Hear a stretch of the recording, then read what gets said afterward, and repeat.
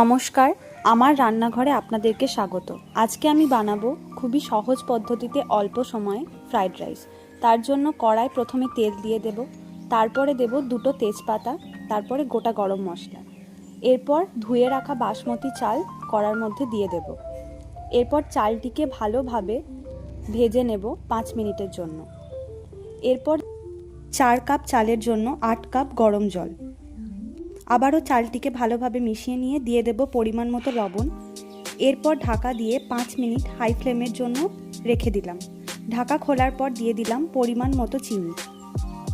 এরপর আবারও চালটিকে চিনির সাথে মিশিয়ে নিলাম। অন্য একটি পাত্রে সাদা তেল দিয়ে দিলাম। তেল গরম হওয়ার পর দিয়ে দিলাম পরিমাণ মতো লবণ। এরপরে একে একে দিয়ে দেব কেটে রাখা গাজর, ক্যাপসিকাম ও বিনস। গাজর, ক্যাপসিকাম ও বিনস ভালোভাবে ভেজে নিতে হবে।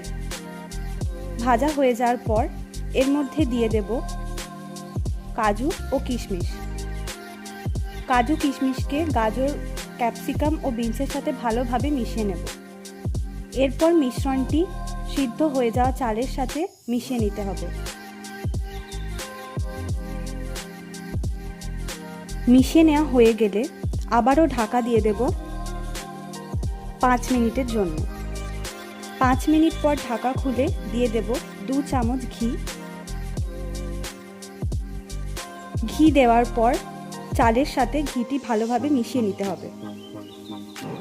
এইভাবেই রেডি হয়ে গেল অল্প সময়ে খুবই সুস্বাদু ফ্রাইড রাইস। করি আপনাদের রেসিপিটি ভালো লেগে থাকবে।